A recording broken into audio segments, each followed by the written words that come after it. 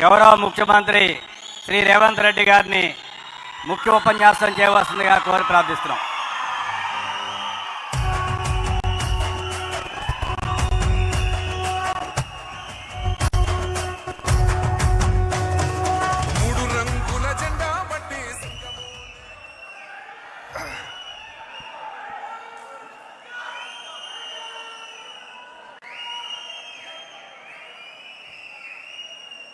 Doctor YS Rajasekhar Reddy గారి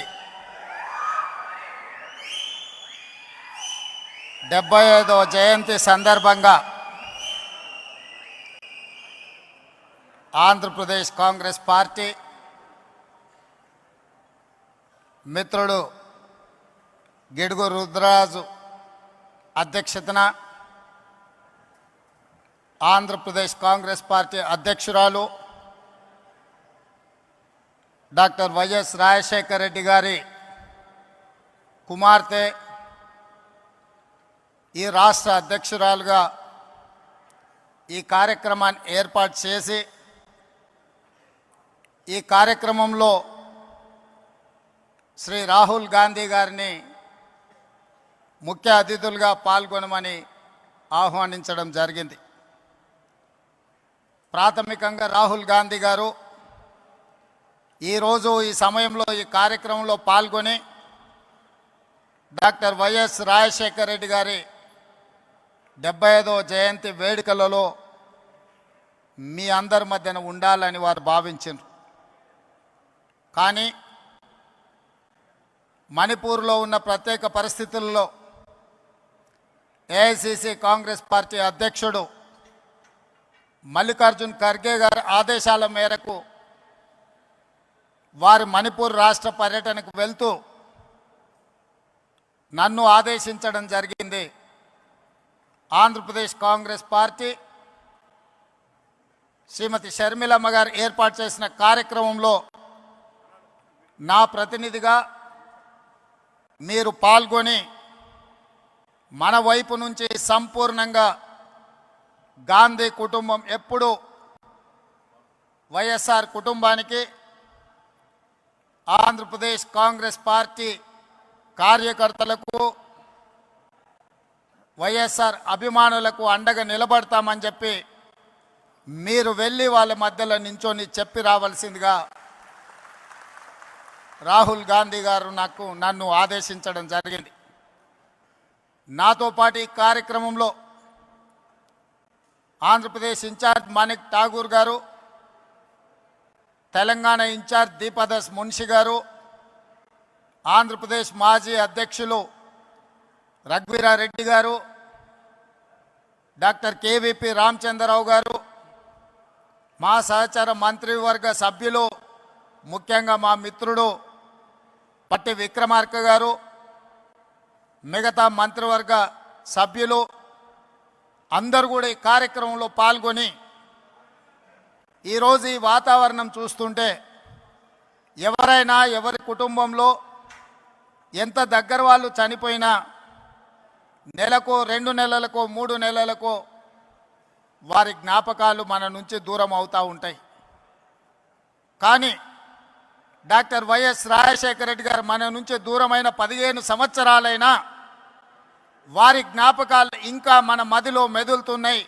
వారిని శాశ్వతంగా మనం గుర్తుపెట్టుకున్నాము అంటే వారు నాయకుడుగా, సంక్షేమ సృష్టికర్తగా, అభివృద్ధి రాష్ట్రంగా నాడు ఉమ్మడి ఆంధ్రప్రదేశ్ను తీర్చిదిద్దడమే కాకుండా ప్రతి ఒక్క మన కుటుంబ సభ్యులలో ఒక కుటుంబ సభ్యుడిగా వారు మనలో బలమైన ముద్ర వేసింది. కాబట్టి ఈరోజు ఈ వేదిక మీద ఉన్న వాళ్ళు నిన్నగాక మొన్న వైఎస్ఆర్ గారిని కలిసినట్టు, ఆ కలిసినప్పుడు జరిగిన చర్చలను ఇక్కడ ప్రస్తావించినట్టుగా ఉండవల్లి అరుణ్ కుమార్ గారి నుంచి మొదలు పెడితే మాట్లాడిన వక్తలందరూ కూడా ఆనాటి జ్ఞాపకాలను ఈరోజు ప్రస్తావించారు.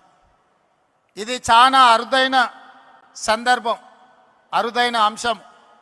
ఎంత గొప్ప నాయకుడైనా కొంతకాలానికి కాలక్రమేణా ప్రజల మదిలో నుండి దూరం అవుతూ ఉంటారు. కానీ డాక్టర్ వైఎస్ రాజశేఖర రెడ్డి గారి కాలం గడిచిన కొద్దీ సంవత్సరాలు పోయిన కొద్దీ ఇంకా బలంగా బలంగా పేదవాళ్ళ మదిలో పేదవాళ్ళ గుండెల్లో ఇప్పటికీ గుర్తుండిపోయే విధంగా వారు ఉన్నారు అని అంటే వారు ఉన్నప్పటికంటే ఈరోజు వారు లేని లోటు మనందరికీ కనిపిస్తుంది. కొన్నిసార్లు వ్యక్తులు ఉన్నప్పుడు వాళ్ళ గొప్పతనం మనకు అర్థం కాదు. కొన్నిసార్లు వాళ్ళు మనకు దూరం అయినప్పుడు మనం వాళ్ళని కోల్పోయినప్పుడు వాళ్ళ విలువ తెలుస్తుంది.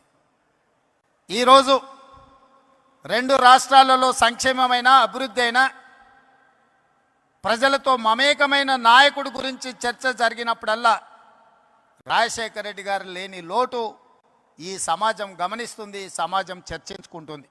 అందుకే ఈరోజు పార్టీగా ఆంధ్రప్రదేశ్లో కాంగ్రెస్ బలహీనంగా ఉన్న రాజశేఖర రెడ్డి గారి అభిమానులకు ఈ రాష్ట్రంలో కొదవలేదు, తెలంగాణలో కొదవలేదు. ఈరోజు అక్కడైనా ఇక్కడైనా లక్షలాదిగా వైఎస్ఆర్ అభిమానులు ఉన్నారు అని అంటే వారు బలమైన ముద్ర మనకు వారు ఇచ్చిండ్రు. ఇక్కడ వేదిక మీద ఉన్న మిత్రులందరికీ అధికారంలో ఉన్నప్పుడు కానీ కాంగ్రెస్ పార్టీలో ఉన్నప్పుడు కానీ వాళ్లకు ఒకే రకమైన అనుభవాలు ఉన్నాయి. నాకు మాత్రం భిన్నమైన అనుభవం ఉంది వైఎస్ఆర్ గారితో. నేను మొదటిసారి 2007లో మొట్టమొదట స్థానిక సంస్థల నుంచి శాసన మండలి సభ్యుడిగా నేను కావచ్చు, మా మిత్రుడు భట్టి గారు కావచ్చు, లేదా మా గిడుగు రుద్రరాజు గారు కావచ్చు, లేదా పెద్దలు సిపిఐ నారాయణ గారు, వాళ్ళు ఎవరు ముఖ్యమంత్రిగా ఉన్నా వాళ్ళతో కలిసి ఉన్నా వాళ్ళతో కలిసి లేకపోయినా సమస్యల్ని గుర్తు చేసే విధానంలో మనమందరం చూస్తూ 2007 మొదటిసారి శాసన మండలి సభ్యుడిగా సభకు వెళ్ళినప్పుడు ఐఏఎస్కు ఐపీఎస్కు ప్రిపేర్ అయ్యే వాళ్ళు కూడా రాత్రంతా చదివే వాళ్ళు నాకు తెలీదు, చదివితేనే ఐఏఎస్ అయ్యిండ్రో కాలేదో నాకు తెలీదు. కానీ శాసన మండలి సమావేశాలు వస్తున్నాయి అని అంటే సమస్యల్ని ప్రస్తావించాలని, సమస్యల లోతులను తడమాలని, వైఎస్ఆర్ దృష్టిని ఆకర్షించాలని, వైఎస్ఆర్ గారి ముందల బలమైన వాదనను వినిపించాలి అని రాత్రంతా చదువుకొని ఉదయం సరాసరి శాసన మండలికి వెళ్ళి వారి ముందు చాలా విషయాలను ప్రభుత్వం తీసుకుంటున్న సంక్షేమ అభివృద్ధి కార్యక్రమాలను ప్రస్తావించి బలమైన వాదనను వినిపించే.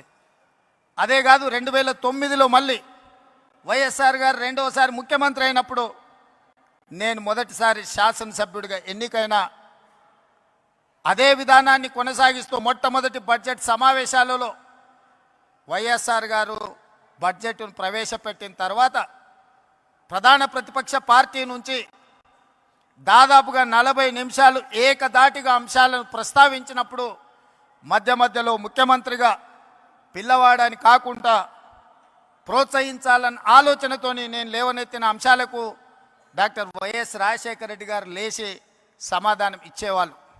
పక్క నుండి నాకు తెలిసి శైలజనాథ్ గారు అనుకుంటా, ఆయన అట్లానే మాట్లాడుతుంటాడు. సార్ మనం రిప్లై ఇస్తే ఇంకెక్కువ మాట్లాడతాడు, మనం చెప్పకపోవడమే మేలేమో అని చెప్పిండు అనుకుంటున్నాను నాకు గుర్తున్నంత వరకు చెవిలా. కానీ వైఎస్ఆర్ గారు ఏమన్నారంటే, కొత్తగా సభలోకి వచ్చిన సభ్యులు అవగాహనతో మాట్లాడుతున్నప్పుడు మనం సమాధానం ఇవ్వడం ద్వారా వాళ్ళని ప్రోత్సహించాలి, తద్వారా నాయకత్వం బలపడుతుంది అని చెప్పి వైఎస్ఆర్ గారు ఆనాడు మాట్లాడినరు. ఈరోజు తెలంగాణ రాష్ట్ర ముఖ్యమంత్రిగా సభా నాయకుడిగా నేను అక్కడ కూర్చున్నప్పుడు మొట్టమొదట గుర్తు చేసుకున్నది వైఎస్ఆర్ గారు ఆ రోజు మాట్లాడిన విషయం. ఎవరైనా సభ్యులు సభలో కొత్తగా వచ్చినా కూడా వాళ్ళ అంశాలను ప్రస్తావించినప్పుడు వాటిని వినాలి, కొత్త సభ్యులు మాట్లాడుతున్నప్పుడు సభలో కూర్చోవాలి, ప్రభుత్వం వైపు నుంచి సమాధానం చెప్పడం అనేది అది మన బాధ్యత, నాయకుడి యొక్క లక్షణము అని చెప్పి వైఎస్ఆర్ నుంచి నేర్చుకున్న అనుభవం మాకున్నది. పాలకపక్షంలో ప్రభుత్వంలో సంక్షేమం అభివృద్ధే కాదు, ప్రతిపక్షంలో ఉన్నప్పుడు మన పట్ల వైఎస్ఆర్ గారు వ్యవహరించిన తీరు కూడా ఈరోజు మనం ఆదర్శంగా తీసుకోవాల్సిన అవసరం ఉన్నది. ఏదైనా ముఖ్యంగా కమ్యూనిస్టు సోదరులు కావచ్చు, ప్రతిపక్షాలు కావచ్చు, ప్రజల తరఫున అంగన్వాడీ వర్కర్స్ కావచ్చు, ఆశా వర్కర్లు కావచ్చు, రిక్షా కార్మికులు కావచ్చు, చిన్న చిన్న కార్మిక సంస్థల నుంచి కూడా ఏదైనా రిప్రజెంటేషన్ తీసుకెళ్ళినప్పుడు సాయంత్రం 4 గంటల నుంచి 6 గంటల వరకు ప్రతిపక్షాలతో, కార్మిక సంఘాలతో, రైతు కూలీ సంఘాలతో డాక్టర్ వైఎస్ రాజశేఖర రెడ్డి గారు సమయం ఇచ్చి వాళ్ళు ఇచ్చే విజ్ఞప్తులు తీసుకొని ఆ సమస్యల్ని పరిష్కరించేటందుకు ప్రయత్నం చేసేవాడు. ఉదయం ప్రజలు ఎవరు వచ్చినా ప్రజా దర్బార్లో వాళ్ళు ఇచ్చే విజ్ఞప్తులు తీసుకునేవాడు. ఆ విధంగా ప్రతిపక్ష నాయకుడిగానే కాదు, రాష్ట్ర ముఖ్యమంత్రిగా నాడు వారు ఒక చెరగని ముద్ర వేసిండ్రు. కాబట్టి ఈరోజు వేలాదిగా మీరు ఈరోజు ఇక్కడికి వచ్చి రాజశేఖర రెడ్డి గారి 75వ జయంతిలో మీరందరూ పాల్గొన్నారు. ఇవాళ ఈ రాష్ట్రంలో ప్రత్యేకమైన పరిస్థితులు ఉన్నాయి. దేశంలో ఏ రకమైన పరిస్థితులు ఉత్పన్నమైనవో ఈ రాష్ట్రంలో కూడా అలాంటి పరిస్థితులే ఉన్నాయి. దేశంలో ఉన్న పరిస్థితులను 2003 సంవత్సరంలో డాక్టర్ వైఎస్ రాజశేఖర రెడ్డి గారు ఇచ్చాపురం నుంచి చేవెళ్ళ నుంచి ఇచ్చాపురం వరకు 1475 కిలోమీటర్లు ఎర్రటెండలో ఏ పాదయాత్ర అయితే చేసి ప్రజల దగ్గరికి వెళ్ళి ప్రజా సమస్యల్ని కనుక్కొని 2004లో ప్రభుత్వాన్ని ఏర్పాటు చేసి ప్రజలకు చేరువైండో అదే స్ఫూర్తితో 20 సంవత్సరాల తర్వాత సరిగ్గా 2023లో రాహుల్ గాంధీ గారు డాక్టర్ వైఎస్ఆర్ గారి స్ఫూర్తితోని కన్యాకుమారి నుంచి కశ్మీర్ వరకు 4000 కిలోమీటర్లు మండు టెండల్లో మంచు కొండల్లో పాదయాత్ర చేస్తూ ప్రజల దగ్గరికి వెళ్తూ ప్రజా సమస్యల్ని తెలుసుకుని ప్రజా సమస్యల మీద పోరాటం చేయడంతో కర్ణాటక రాష్ట్రంలో కాంగ్రెస్ అధికారంలోకి వచ్చింది, తెలంగాణ రాష్ట్రంలో కాంగ్రెస్ అధికారంలోకి వచ్చింది, హిమాచల్ ప్రదేశ్లో కాంగ్రెస్ పార్టీ అధికారంలోకి వచ్చింది. కేంద్రంలో 100 సీట్లు గెలిచి ప్రధాన ప్రతిపక్ష పాత్ర పోషించి ఈరోజు మొన్న జరిగిన పార్లమెంట్ సమావేశాలలో నరేంద్ర మోడీ గారిని మన నాయకుడు రాహుల్ గాంధీ గారు నిలదీసిన విధానం, ఆనాడు 99లో రాజశేఖర రెడ్డి గారు ప్రతిపక్ష నాయకుడు పోషించిన పాత్ర, ఈనాడు రాహుల్ గాంధీ గారు పోషిస్తున్న పాత్రను మనం పోల్చి చూసుకోవచ్చు. ఈ సందర్భంగా 83-84లో వైఎస్ఆర్ గారు పిసిసి అధ్యక్షుడిగా 34 సంవత్సరాల వయసులో బాధ్యత చేపట్టి 20 సంవత్సరాలు 2004 వరకు ప్రతిపక్షంలో స్వపక్షంలో ఎన్నో ఒడిదుడుకులను ఎదుర్కొని నిలబడి నిబద్ధత నిరూపించుకొని కాంగ్రెస్ జెండా మోసి 2004లో తిరుగులేని నాయకుడిగా నాడు ఆంధ్రప్రదేశ్కు ముఖ్యమంత్రిగా బాధ్యతలు చేపట్టిన వారిని స్ఫూర్తిగా తీసుకోవాలి. 20 సంవత్సరాలు ఎన్నోసార్లు సొంత పార్టీ అధికారంలోకి వచ్చినా ఏ పదవి ఇవ్వకపోయినా పార్టీని వదల్లేదు. పార్టీ కార్యకర్తలను కాపాడుకునే విషయంలో వెనుకడుగు వేయలేదు. వైఎస్ఆర్ అంటే గుర్తొచ్చే మాట తప్పేది లేదు, మడమ తిప్పేది లేదు అనే పదం వైఎస్ఆర్ గారి డిక్షనరీలో ఉంది అని అంటే నాయకుడిగా వారు ఎంత బలమైన చెరగని ముద్రేసిండ్రో మనం ఆలోచన చేయాలి. 2004లో వైఎస్ఆర్ గారు ముఖ్యమంత్రిగా పదవోన్నతి వస్తే 2004లో నేను రాజకీయ అరంగేట్రం చేసిన. 2004 నుంచి 2024 వరకు ప్రతిపక్షంలో ప్రజల మధ్యలో ఉండి 20 సంవత్సరాలు కొట్లాడి ఈరోజు 2024లో తెలంగాణ రాష్ట్రానికి ముఖ్యమంత్రిగా ఈరోజు మీ ముందు నిలబడి మాట్లాడుతున్నా. ఎందుకు ఈ అంశాన్ని ప్రస్తావిస్తున్నా అంటే వైఎస్ షర్మిల 2009లో రాజశేఖర రెడ్డి గారు చనిపోయిన తర్వాత వారి మరణాన్ని భరించలేక వారి మరణంతో గుండె పగిలి వందలాది మంది చచ్చిపోతే ఓదార్పు యాత్ర మొదలుపెట్టి షర్మిల గారు ఈరోజు ఆంధ్రప్రదేశ్లో కానీ తెలంగాణలో కానీ కాంగ్రెస్ పార్టీ కార్యకర్తలను వైఎస్ఆర్ అభిమానుల మధ్య అలుపెరగని పోరాటం చేస్తున్నారు. ప్రతి పోరాటానికి ప్రతి అడుగుకు ఒక సమయం సందర్భం వస్తుంది, ప్రజలు తీర్పిస్తారని నేను బలంగా నమ్ముతున్నా. 2009 నుంచి నాడు షర్మిల గారు కాంగ్రెస్ పార్టీ అధ్యక్షురాలుగా 2024లో బాధ్యత వహించారు. ఈనాడు ఆంధ్రప్రదేశ్లో ఉన్న పరిస్థితులు, ఇక్కడ జరుగుతున్న పరిణామాలను చూస్తుంటే 2009లో వైఎస్ఆర్ గారు ఎట్లయితే రెండోసారి అధికారంలోకి తీసుకొచ్చిండో 99లో ప్రధాన ప్రతిపక్ష నాయకుడిగా వారు ఏ పాత్ర అయితే పోషించిండ్రో 99లో ఆనాడు డాక్టర్ వైఎస్ రాజశేఖర రెడ్డి గారు ప్రధాన ప్రతిపక్ష నాయకుడిగా రాణించి సమస్యల మీద కొట్లాడి కాంగ్రెస్ 2004లో అధికారంలోకి రావడానికి పునాదులు వేసిండో ఈరోజు ఈ వేదిక మీద నుంచి నేను స్పష్టంగా ఆంధ్రప్రదేశ్ ప్రజలకు ఒక మాట చెప్పదలుచుకున్నా. 99లో రాజశేఖర రెడ్డి గారు ప్రధాన ప్రతిపక్ష నాయకుడిగా పోషించిన పాత్ర ఈనాడు వైఎస్ షర్మిల మీ తరఫున నిలబడుతుంది, మీ తరఫున కొట్లాడుతుంది. ప్రజల గొంతుకై ప్రజా సమస్యల మీద మాట్లాడుతుంది. 99 రాజశేఖర రెడ్డి గారి స్ఫూర్తిని ఈనాడు షర్మిల కొనసాగిస్తుందని సంపూర్ణమైన విశ్వాసం నాకున్నది. 99లో వైఎస్ఆర్ను చూసిన చాలామంది పెద్దలు ఈ వేదిక మీద ఉన్నారు, ఉమ్మడి రాష్ట్రంలో ప్రజలు ఉన్నారు. 99లో వైఎస్ఆరే ఇవాళ వైఎస్ షర్మిల ప్రధాన ప్రతిపక్ష నాయకురాలుగా పనిచేస్తుందని చెప్పి నేను ఈ సందర్భంగా మీకు అందరు తెలియజేస్తాను. ఈరోజు ఈ రాష్ట్ర రాజకీయాల గురించి నేను ఎక్కువ మాట్లాడాను, కానీ ఒక్క మాట అయితే చెప్పదలుచుకున్నా. ఈ రాష్ట్రంలో బీజేపీ అధికారంలో ఉంది. బీజేపీ అంటే బాబు, జగన్, పవన్. ఈ రాష్ట్రంలో ప్రతిపక్షం లేదు. ఈ రాష్ట్రంలో ఉన్నది మొత్తం పాలక పక్షమే. బాబు గారు మోడీ పక్షమే, జగన్ గారు మోడీ పక్షమే, పవన్ గారు మోడీ పక్షమే.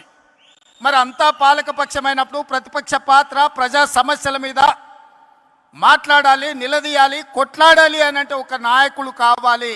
ఆ నాయకురాలే వైఎస్ షర్మిల. ఈ ఆంధ్రప్రదేశ్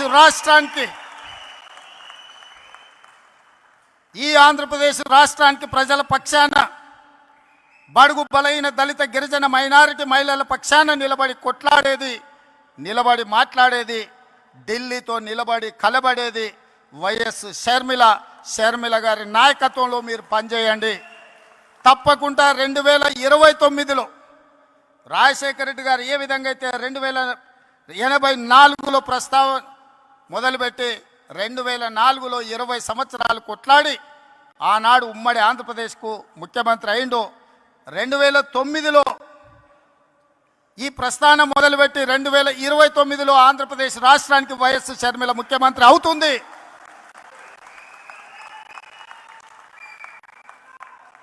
కార్యకర్తల త్యాగం, వైఎస్ షర్మిల పోరాటం ఊరికే పోదు. ప్రజలు నిశితంగా గమనిస్తున్నారు. 2029లో ఈ దేశానికి రాహుల్ గాంధీ గారు ప్రధానమంత్రి అవుతారు. ఆంధ్రప్రదేశ్లో కాంగ్రెస్ పార్టీ అధికారంలోకి వస్తుంది. ఇదే వైఎస్ఆర్ చివరి కోరిక. ఈరోజు చాలామంది ఆయన పేరు మీద అన్ని రకాల లబ్ధి పొందినారు. కుటుంబ సభ్యులుగా వారసత్వం రాదు. ఆశయాలను మోసినప్పుడే వారసత్వం వస్తుంది. ఆశయాలను మోసే వాళ్ళనే వారసులుగా ఈరోజు మనం గుర్తించాలి, గౌరవించాలి. వైఎస్ఆర్ ఆశయం ఈ దేశంలో కాంగ్రెస్ బలంగా ఉండాలి, బడుగు బలైన దళిత గిరిజన మైనారిటీ మహిళల్ని ఆదుకోవాలి, హక్కున చేర్చుకోవాలి అనే ఆలోచనతో రాహుల్ గాంధీ గారు ప్రధానమంత్రి కావాలన్నదే వైఎస్ఆర్ గారి ఆలోచన. మరి ఈరోజు ఆంధ్రప్రదేశ్ ప్రజలు నేను అడుగుతున్నా, వైఎస్ఆర్ అభిమానులను నేను అడుగుతున్నా, వైఎస్ఆర్ పేరు మీద రాజకీయ వ్యాపారం చేసేవాళ్ళు ఆయన వారసులా, లేకపోతే నిజంగా వైఎస్ఆర్ గారి ఆశయం కోసం కష్టపడుతూ, ప్రతి ఒక్కరికి తెలుసు, బడికెళ్ళే పిల్లగానికి కూడా తెలుసు ఆంధ్రప్రదేశ్లో కాంగ్రెస్ అంటే గెలుచుడు కష్టం సార్, సర్పంచ్ అయినా అని. సర్పంచ్ గెలవడానికి కష్టమైనా పర్వాలేదు, నేను కష్టపడతా అని ముళ్ళపాట ఎన్నుకున్నది వైఎస్ షర్మిల. కాంగ్రెస్ పార్టీ జెండా మోస్తుంది అని అంటే కేవలం వైఎస్ఆర్ ఆశయాన్ని కొనసాగించడం కోసమే ఈరోజు వైఎస్ షర్మిల బాధ్యత తీసుకున్నారు. తెలంగాణ రాష్ట్ర ముఖ్యమంత్రిగా, తెలంగాణ కాంగ్రెస్ పార్టీ అధ్యక్షుడిగా గాంధీ కుటుంబానికి వారిచ్చే ఆదేశాలను పాటించేవాడిగా 100% మీకు అందరికి అండగా నిలబడతాం. షర్మిల గారికి తోడుగా నిలబడతాం. ఆంధ్రప్రదేశ్లో కాంగ్రెస్ను గెలిపించడానికి, కాంగ్రెస్ పార్టీ కార్యకర్తలను కాపాడుకోవడానికి, ఎలాంటి కార్యాచరణ తీసుకోవడానికైనా మేము సిద్ధంగా ఉన్నాం. నా మంత్రివర్గం అందరూ ఈరోజు ఇక్కడికి వచ్చిండ్రు అని అంటే మేమందరం అండగా నిలబడతామని చెప్పడానికే మంత్రివర్గాన్ని మొత్తం తీసుకొని వచ్చిన ఇక్కడికి. నేను ఒక్కడనే వచ్చి ఉండొచ్చు, లేదా రాహుల్ గాంధీ గారు పంపించినట్టు సందేశాన్ని కూడా పంపించుండొచ్చు. అలా కాకుండా మేమందరం మా సహచర మంత్రివర్గ సభ్యులందరం కూడా వచ్చి వేదిక మీద కూర్చున్నాము అని అంటే మేమున్నాం మీకు అండగా నిలబడడానికి, మేముంటాం మీకు తోడుగా నిలబడడానికి. షర్మిల గారు చేసే ప్రయత్నాన్ని విజయవంతం చేయడానికి ఈ మధ్య టీవీలో పేపర్లో చూస్తున్న కడప పార్లమెంట్కు ఉప ఎన్నికలు రావచ్చు అని. నిజంగానే ఉప ఎన్నికలు వస్తే ఊరూరు తిరిగే బాధ్యత నేను తీసుకుంటా.